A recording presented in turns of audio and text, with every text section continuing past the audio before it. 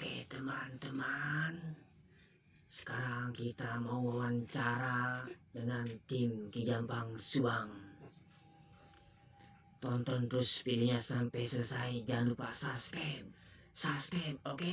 Assalamualaikum warahmatullahi wabarakatuh. Selamat malam semua. Apa kabar semua? Mudah-mudahan baik selalu, sehat selalu, digampangkan rezekinya, dimudahkan rezekinya.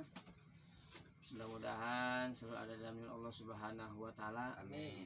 Pada kesempatan malam ini tim Kijampang santai di markas, tempatnya di Dusun Selang, Desa Karawang, Kecamatan Binong, Kabupaten Subang, Jawa Barat.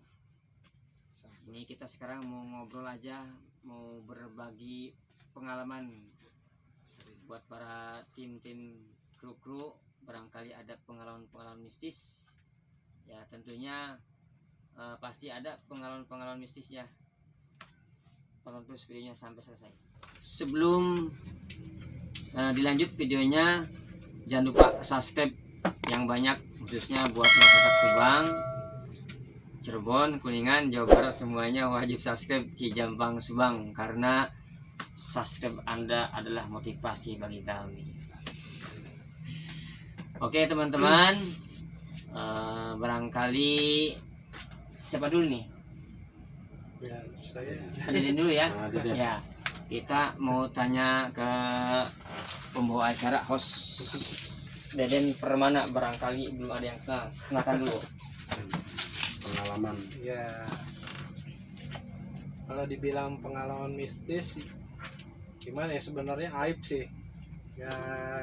Apa ya, saya jadi tadinya nggak mau menceritakan gitu pengalaman hidup saya, Pengalaman mistis ya, pengalaman hidup yang ada sangkut pautnya dengan mistis sih sebenarnya, karena mungkin bisa jadi pembelajaran lah dengan saya bercerita gitu. Tapi gini ada, dan maaf dipotong, kalau emang masalah privat tentang kehidupan orang Adeden pribadi ya nggak usah diceritakan, inilah terlalu detail maksudnya. Jadi Adeden menceritakan yang pengalaman mistis yang secara umum lah. Yang pribadi mah ya, jangan kalau ini bisa gitu. Pengalaman apa ya, pengalaman saya mencari ilmu yang mungkin bagi apa ya, rada musrik lah kayak gitu ya. Kalau saya terusin gitu ya, waktu itu jadi langsung aja ya. Jadi pada waktu saya masih sekolah ya, SMA kan di Jakarta tuh, saya kan tinggal di Jakarta dulu selama sekolah TK, SD, SMP sampai kuliah bekerja di Jakarta gitu. Waktu SMA tuh zamannya SMA kan suka tawuran gitu di Jakarta ya kan. Nah suatu ketika saya berpikir untuk cari ilmu kebal gitu, biar saya tawuran tuh pede lah gitu kan. Ya saya berguru tuh ke salah satu, ada di ini, di apa namanya, di daerah Banten lah kayak gitu. Nah saya sampai dipasang susuk tuh, ya mungkin buat ini juga sih sebagai pegangan saya lah, biar saya kalau ada bawahnya panih sampai gimana ya. Saya berguru saya rela lah ke Banten gitu. Terus kata guru saya dipasang susuk aja gitu biar pede, ya udah saya ikutin, dipasang susuk di tangan. Biar apa sih, semacam ada pede lah saya kalau misalkan ada orang yang ngeganggu atau anak-anak sekolah lain yang ngeganggu gitu. Tapi makin lama kesini apa ya, jadi saya semacam di pretelin, apa sih kalau dibilang, dipelorotin ya uangnya gitu. Jadi bila mana saya tidak ke Banten dalam jangka waktu 1 bulan, mau tidak mau saya harus mengirim uang ke guru itu. Dan waktu itu kan masih sekolah ya, saya uang dari mana gitu kan.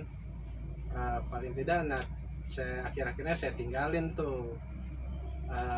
Guru saya mungkin kalau dibilang bukan guru ya, kalau guru kan belajar ngaji gitu ya. Itu semacam kayak dukun lah. dukun ya gitu. Tapi pada akhirnya ya efek ke saya mikirnya gini, percuma saya dipasang susuk tapi kalau nyali nggak ada gitu. Kalau nyali besar ya mungkin ya memang nyali sih yang menentukan kalau kita berantem atau kita berhadapan dengan musuh. Dan suatu ketika saya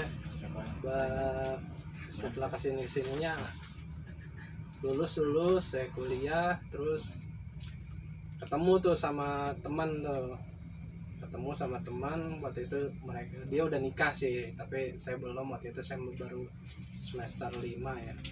Teman saya tuh nikah, ada masalah lah sama keluarganya gitu kan. Keluarganya lebih cenderung ke istrinya, stres. Suatu ketika saya ditelepon terus suruh main ke rumahnya. Saya tanya kan, lo kenapa gitu, stres banget.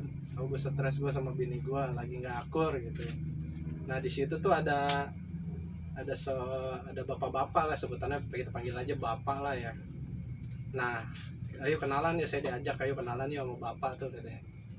Nah pas di itu saya kenalan, tiba-tiba ya saya suruh udah nginep aja di sini, temenin gua gitu kan. Nah udah tuh selama hampir 2 hari lah saya nginep di rumah teman saya. Tuh nggak ada kejadian apa-apa sih, cuman ngobrol seharian main PS gitu kan. Nah udah saya diajak ziarah ke daerah Cidahu ya kalau nggak salah ya. Nah pada saya berangkat ke sana kan, ke Cidahu itu ziarah malam tuh jam 10 tuh, jam 10 sampai sana jam 10, dari rumah tuh jam habis maghrib lah. Pas sampai di sana saya kan naik ke atas ke tempat ziarah itu. Pas saya lihat makamnya itu, namanya tuh nama si bapak yang tadi dikenalin ke saya yang ada di rumah teman saya itu.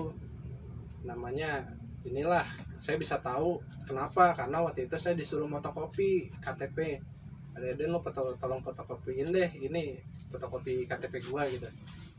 Terus saya lihat, saya inget kan namanya sama, tapi kok di sini nisannya juga sama gitu, tanggal lahir meninggalnya pun sama gitu. Saya bingung kan. Terus saya lihat ke bapak itu, kata bapak itu gini doang gitu ya. Saya suruh berdoa mungkin ya, suruh doain lah itu. Ya udah saya nggak ambil pusing kan, ya udah doanya saya ikutin. Terus setelah selesai itu saya nginep, besok paginya saya nggak ingat gitu, nama bapak itu udah nggak ada di situ, kuburnya tuh udah nggak ada gitu. Ke atas cuman apa sih, kayak cuman semak belukar doang gitu. Jadi kayak sebagai apa ya, kayak ilusi gitu ya. Iya. Jadi pas saya tanya teman, lo ingat ya tadi semalam kita kesini ngapain cuman ngobrol doang lo. Ziarah, saya bilang ada makam di sini. Lo gila lo orang di sini cuman ini doang, kita nyari kayu bakar buat buat ngambil kayu bakar buat api unggun gitu kan. Udah ketika saya udah ngambil pusing, mungkin penglihatan saya gitu, atau ya saya nggak ngambil pusing gitu karena teman saya pun nggak ngeliat gitu kan. Ya udah setelah itu biasa normal lagi, kita pulang. Tapi anehnya saya tuh disuruh di situ aja gitu, disuruh ke teman saya aja, suruh nginep aja di situ, jangan, udah lo temenin gue aja di sini. Emang sih tajir dia, orang kaya lah istilahnya. Jadi kalau urusan makan rokok saya nggak pernah pusing, cuman bawa baju gitu kan. Nah suatu ketika dia punya trik tuh, bukan dia istilahnya si bapak itu tuh inilah kita lagi ngobrol bareng, ngumpul gitu kan. Tiba-tiba teman saya nih ditanya lagi keluar, dan si A mana? Keluar pak gitu. Duh, gue mau nitip rokok. Dia rokoknya apaan sih kata gitu. Sampurnamil Pak. Udah lu beliin gua rokok gue deh, Samsu kan deh. Saya beli keluar, saya kasih tuh rokoknya ke dia nih Pak. Duh, kata dia tuh, si A nggak ada sini, gue mau nunjukin apaan. Si A rokoknya apaan tadi? Sampurnamil. Dikocok-kocok sama dia, cuman diginiin ya bungkusannya. Biasa kan kalau orang ngerokok kan suka dipadetin gitu. Itu lo buka ya. Pas saya lihat Sampurnamil isinya, Sampurnamil 2 biji. Saya bilang, Pak apaan nih Pak gitu. Nah makanya ini tadinya kalau ada si A nih enak nih, gue bisa main nih kata gitu. Sampurnamil putih tipis ya kan. Tidak. Wah dari situ saya, itu gimana ya Pak caranya kan, suka nanya gitu. Udah ilmu lo belum kuat, udah lo di sini aja dulu ya gitu. Pada saat itu ya berhubung apa ya, dia balik juga kan saya nggak enak ya, apa namanya kalau misalkan terus-terusan di situ, orang tua juga nanya gitu, ngapain gitu, misalnya di rumah si Amul ya nemenin si A lagi ada masalah gitu. Dan ketika dia kan, lo gue lihat katanya dulu lo pernah cari ilmu kebal kayak gitu ya. Kalau misalkan lo mau cari ilmu kayak gitu, lo jangan nanggung, lo ikut gua gitu. Ke salah satu di Banyuwangi katanya, kita pesugihan sekalian gitu. Tapi ingat, namanya pesugihan itu selalu apa sih, ritual gitu, selalu makan korban. Iya. Lo harus ada yang dikorbanin. Kalau lo punya ilmu kebal, punya ilmu itu lah, jadi ilmu apa, melet cewek gitu, lo harus jangan nanggung gitu. Saya sempat tertarik tuh gitu, cuman pada saat itu saya kan ini juga ada majelis taklim juga di daerah rumah tuh, pengajian remaja tiap malam Senin. Akhirnya saya ngomong ke guru saya ya, pada saya ceritain, udah lo ngapain kayak gitu, udah lo kuliah dulu beresin, lo cari kerja, masalah kayak gitu mah gak usah diiningin, lo begini aja udah pahala buat lo kan, kayak gitu, penting lo sholat gitu. Ya udah, setelah dari situ tuh saya agak merenggangkan lah hubungan dengan teman saya itu. Saya fokus sampai akhirnya lulus ya. Ya udah, hampir 4 tahun saya nggak bertemu lagi gitu ke rumah teman saya. Terakhir saya ketemu tahun 2018, itu juga nggak ini sih, cuman ketemu di Instagram doang gitu kan. Saya halo, saya tanya si bapak kemana, nggak tahu, bapak udah cabut kali. Lo gimana? Gue juga udah akur lagi sama bini gue gitu. Kayaknya sih bapak itu tuh guru spiritualnya si bapak teman saya gitu. Yeah. Jadi mereka ngelola bisnis kan gitu, jadi ya emang tajir sih. Mungkin gurunya mah itu, bapak gue juga udah sekarang udah jarang di rumah gitu. Nah, ya udah kan, tempat janjian tapi nggak terlaksana sampai akhirnya saya pindah dari Jakarta ke salah satu desa di Jawa Barat, Dusun Selang ini. Ya udah, sampai di situ mungkin pengalaman hidup yang mungkin kalau saya terusin saya nggak tahu deh, bisa menjurus ke dunia mistis yang musyrik lah saya bilang. Tapi asli tadi cerita yang tadi Adeden, saya sempat merinding loh. Asli yang apa, yang lihat kuburan besoknya langsung nggak ada, jadi ilalang gitu. Benar itu, saya lihat sempat merinding saya tadi. Kuburannya tua, jadi nisannya tuh papan, belum di keramik, belum di bebatuan gitu. Dan itu katanya, dan saya waktu itu saya lihat cuma satu. Ya kan saya ziarah kan bertiga ya, teman saya, terus saya sama bapak itu dah. Teman saya tuh nggak ngeliat, makanya gue berani gitu, kirain nyari kayu bakar doang. Gue cuma nyari kayu bakar. Teman saya emang rada jauh sih, tapi saya ngeliat. Pas saya ngeliat, saya ingat, namanya sama nih sama yang di KTP si bapak itu, tanggal lahir pun meninggalnya pun sama gitu. Pas saya ngeliat ke bapaknya, saya nunjuk, si bapaknya bilang gini gitu. Udah berdoa kan. Nah udah berdoa, udah besok paginya saya tidur besok paginya saya tadi ngeliat ya, saya ceritain kemarin, semalam ngeliat nggak kita ngapain gitu. Kita ziarah ke kata ah lu gila biar apa, gue cuma nyari kayu bakar gitu.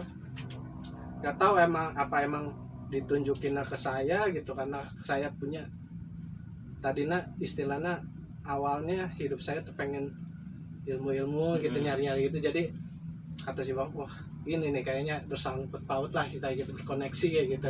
Nah kayaknya ini nih gue jadiin mungkin katanya gitu. Cuman saya ngerem, akhirnya juga ya saya ngerem, saya fokus nyelesain kuliah saya, alhamdulillah lulus ya, kerja terus nikah gitu. Mungkin itu aja sih. Punya anak. Lagi mengandung 8 bulan. Doain teman-teman ya, mudah-mudahan lancar persalinannya. Amin. Berarti tadi pengalaman. Nah, terus dan itu tadi mungkin sedikit cerita dari pengalaman hidup saya. Mungkin tadinya saya nggak berani membuka cerita saya gitu karena aib ya, tapi mudah-mudahan bisa menjadi Ambil positifnya aja. menjadi pengalaman hidup yang bisa membuat pemirsa tahu gitu atau menyadari bahwa jalan yang saya tuju tuh kalau misalkan saya nggak berhenti itu salah gitu. Karena sampai diajakin ke Banyuwangi gitu, dan saya diceritain kalau misalkan itu tuh nggak usah nanggung-nanggung. Terus kalau misalkan nggak nanggung-nanggung itu gitu, ya harus ada yang dikorbankan, keluarga lo entah itu anaknya. Ya udah saya mikir lagi kan gitu kan. Terus untuk pepatah nih terus untuk Kang Mantri nih, kira-kira ada pengalaman yang bisa diceritakan atau dibagikan buat para penonton setia channel 3? Mungkin ada beberapa cerita-cerita untuk mistis atau horor ya. Cuman alhamdulillahnya tidak terlalu begitu banyak. Cuma kalau untuk diceritakan adalah. Kejadiannya waktu apa tuh? Jadi begini ceritanya. Asik. Pada zaman dahulu, Zaman kegelapan, zaman jahiliyah. sebelum negara api menyerang ya. Waktu kerja ya, mungkin dari waktu kerja dulu. Dulu pernah kerja di suatu klinik ya. Salah satu klinik untuk di daerah Subang, mungkin kalau nama saya tidak bisa untuk menyebutkan. Pas waktu tengah malam, Adeden sekitar kurang lebih jam 2 malam lah. Pada waktu itu kondisi keluarga pasien juga banyak, dan kebetulan juga alhamdulillah klinik tersebut itu klinik yang sangat populer lah, sangat rame. Pas waktu jam 12 malam saya ngedengar suara tabung oksigen yang gede gitu, hadirin. Suara tabung oksigen yang gede itu jatuh gumprang kayak gitu, yang panjang itu, yang kayak tabung elas itu. Pas gumprang kayak gitu, semua pasien bahkan keluarga yang menunggu pada kaget semua, pada bangun. Itu sekitar kurang lebih jam 2 malam. Kebetulan saya juga kan di situ sebagai nakes ya. Pas waktu itu saya langsung keliling ke tempat pasien, sama kebetulan waktu itu saya berdua. Saya nyuruh anak yang PKL tuh. Saya explore ke atas, yang anak PKL itu saya suruh explore ke bawah. Neng, kata saya tuh, coba kamu explore ke bawah. Ada tabung oksigen yang mana yang jatuh, takutnya ada di tempat kamar pasien, takutnya kena pasien gitu atau kena keluarganya. Nanti kan kita ketempuhan. Pas saya naik ke atas, yang ke atas pun pada ngeliat ke bawah, yang dari bawah ngeliat ke atas gitu. Nah itu anehnya tuh. Pas waktu ke atas saya langsung ke bawah lagi, karena saya nanya ke pasien sama keluarga pasien, Pak, itu suara yang keras kayak gitu ada di mana? Ada di bawah kayak gitu. Pas begitu ke bawah saya nanya ke anak yang PKL, Neng gimana, ada di mana suaranya? Ada di atas katanya kayak gitu. Saya naik lagi ke atas lah. Begitu naik ke atas saya nanya lagi ke bapak-bapak, Pak, itu suara tabung oksigen yang ngegumprang kayak gitu ada di mana suaranya? Itu ada di kamar sebelah katanya, ada di kamar nomor sekian gitu. Pas saya ingat tuh Deden, ingat bahwasanya di kamar tersebut ada ada salah satu pasien yang pasien tersebut itu pasien tetap lah, ibaratkan kalau ini mah pasien langganan gitu. Jadi kalau seumpama keluarganya dirawat atau anaknya atau cucunya, keluarga intinya dia kalau berobat, kalau dirawat di klinik itu aja, di kamar itu aja. Dan ada yang menariknya, begitu pas waktu saya teringat cerita waktu itu pasien tersebut, saya nggak mau dirawat di kamar itu kan. Karena apa? Karena di kamar itu tuh keluarganya sering melihat penampakan, diantaranya kayak pocong kayak gitu.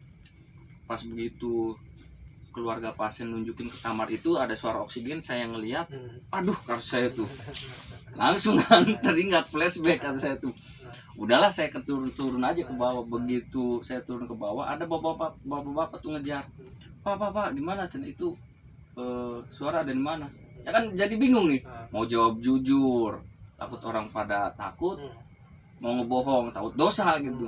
Saya langsung kayak gitu, kayak gugup gitu. Pas itu si bapaknya ngerti, udah ya pak ya, Cen itu makanya biasa ya Cen di rumah sakit mah. Udah lah Cen, anggap ini aja nggak ada. Ya pak, mungkin salah satunya itu. Pada saat itu di kamar itu ada pasien nggak? Tidak ada. Dan kamar pun gelap gitu. Tapi ada yang mengisi kamar pasien itu, ini yang sebelumnya gitu. Sebelumnya ada. Keluarga yang tadi diceritakan gitu, yang yang anak keluarganya dirawat di situ gitu, di ada, kamar itu. Ada. Jadi ya wallahu alam lah. Cuman ada lagi Den, ceritanya tuh masih di klinik tersebut. Saya kan cukup lama dan sampai dianggap senior lah di sana gitu ya. Pas waktu saya mau keliling, jam keliling kerja, maksudnya ngontrol pasien gitu, ba'da subuh, saya sama partner saya laki-laki lagi, pas waktu mau mengukur tanda-tanda vital, diantaranya tensi gitu, suhu badan kayak gitu. Kamar yang di atas, saya dulu sih sebelumnya, pas saya nemuin kejadian tersebut. Setelah saya ada beberapa tahun kemudian, ada pasien juga tuh sampai nangis, sampai nggak mau di kamar tersebut, pengen pindah gitu. Bahwasanya si pasiennya sama suaminya ngelihat ya kayak gitu, ngelihat pocong. Khusus di kamar itu aja. Itu beda kamar lagi. Beda kamar. Dan di kejadian si bapak itu sama si pasien tersebut ya, saya pun ngelihat kejadian sama teman saya pas waktu mau ngontrol pasien subuh-subuh, pas waktunya keliling, saya tuh bro ke situ ke teman ya, bro gitu, kamar yang ini ada pasiennya enggak sih, kata saya tuh. Perasaan cina tadi kita nggak masukin pasien ke situ gitu. Pas saya inget-inget lagi, saya toong tuh di kamar tuh, di jendelanya tuh kan gelap, kadang walaupun ada pasien nggak mau terang gitu karena serap gitu. Ditoong sama saya tuh berdua tuh, ada pasiennya, ngelihat saya gantungan infusannya ada kayak gitu. Tapi perasaan saya tuh nggak nerima pasien ini, kayak saya tuh nggak masukin gitu ya. Coba bro, inget-inget dari jam 12 malam ke bawah sampai subuh ada pasien nggak yang masukin? Nggak ada tuh. Aduh, langsung saya connect tuh, udah kita lewat aja gitu. Pas begitu turun, kita ngecek data pasien yang masuk, pasien yang baru gitu, nggak ada. Ya udahlah, kita saling lupain aja tuh sampai akhirnya pulang ya. Sampai pulang. Sampai akhirnya tercium tuh sama teman-teman, ya mungkin ada yang cerita, teman saya geger tuh. Tadi adalah pengalaman cerita dari Mantri Abdul. Bagaimana pengalaman Mantri Abdul menurut Anda? Silakan komen saja di bawah. Untuk lebih lanjutnya lagi, kita lanjutkan lagi perbincangan antara Mantri Abdul bersama Deden Permana. Sampai kejadian itu Mantri Abdul alami itu sampai akhirnya memutuskan diri untuk keluar dan buka praktek sorangan sendiri di rumah sampai selesai. Kalau untuk saya keluar dari klinik tidak ada sangkut pautannya tidak ada sama sangkut pautnya. hal-hal yang seperti itu Bang. Berarti hal seperti itu udah menjadi hal yang Wajar kalau untuk bagi nakes ya. Sampai akhirnya Avata memutuskan untuk keluar dan Ya. bukan karena Bukan hal hal-hal mistis yang ya, mistis bukan. tapi lebih ke ingin mencari rezeki yang lebih lagi. Ya pemirsa, mungkin ada sedikit cerita ya dari Bapak Mantri Abdul untuk pengalaman hidupnya selama bekerja di suatu klinik yang berada di daerah Jawa Barat ini. Jadi itu ya pemirsa, salah satu pengalaman yang bisa dibilang mistis atau di luar nalar dari dari Bapak Mantri ini ya. Dan Bapak Mantri ini kebetulan juga salah satu kru kameramen dari tim Ki Jampang Subang. Ya, jadi pemirsa, itu tadi ya salah satu cerita mistis yang mungkin dialami oleh Kang Mantri ini ya. Dan juga kebetulan Kang Mantri ini adalah salah satu kameramen dari tim Ki Jampang. Anggota baru ya. Anggota baru. Tidak ada anggota baru, semuanya sama. Dan kemudian juga mungkin itu ada hal-hal yang lain di luar nalar Kang Mantri selama di pekerja ya. Sebenarnya untuk pengalaman mistis itu banyak kayak adanya. Cuma karena nanti kalau seumpama saya ceritain mungkin durasinya sangat panjang sih. Mungkin itu aja sih yang saya mau berbagi pengalaman tentang mistis. Cukup bermanfaat mudah-mudahan. Ambil segi positifnya aja. Dari Ki Jampang, Alukman, ada cerita yang bisa dibagikan selama kita syuting nih, bisa dibilang tidak bisa dilupakan gitu. Sebelum saya jawab, saya buka pintu dulu ya. Ini ada tamu nih, silakan masuk aja.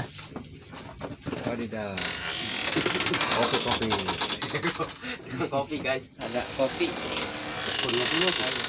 Ya pemirsa, ini syuting yang ini ya, syuting santai ya, dimana sekarang sedang ada peraturan PPKM dari pemerintah yang tidak kunjung atau akhirnya di mana gitu. Jadi untuk meminimalisir penularan COVID-19, jadi tim Ki Jampang sedang tidak bisa melakukan eksplorasi keluar yang memicu kerumunan warga. Mungkin kita hanya bisa sharing satu sama lain dan mungkin juga bisa bermanfaat atau bisa menjadi pengalaman yang berharga untuk kita semua dan juga pemirsa yang ada di rumah. Alasan Dijawab. Tadi pertanyaan Iya, gimana?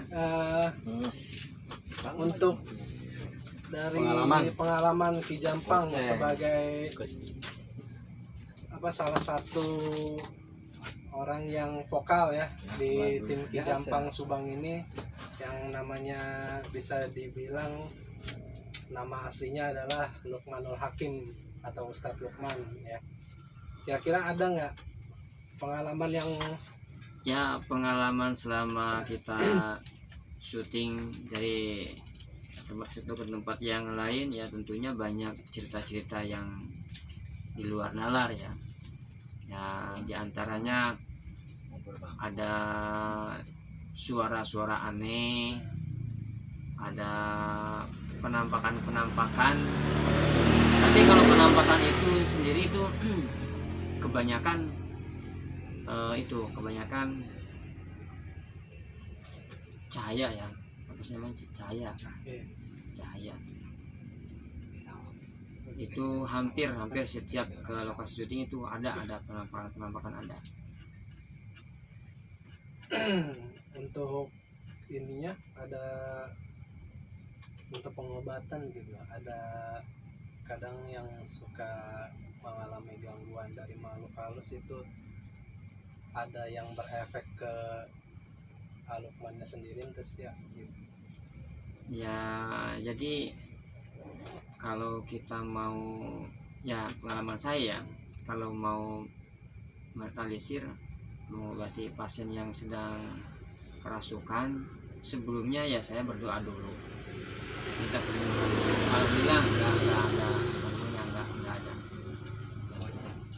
Oke, barangkali Bapak Odi mau bercerita, berbagi pengalaman, silakan aja, langsung saja.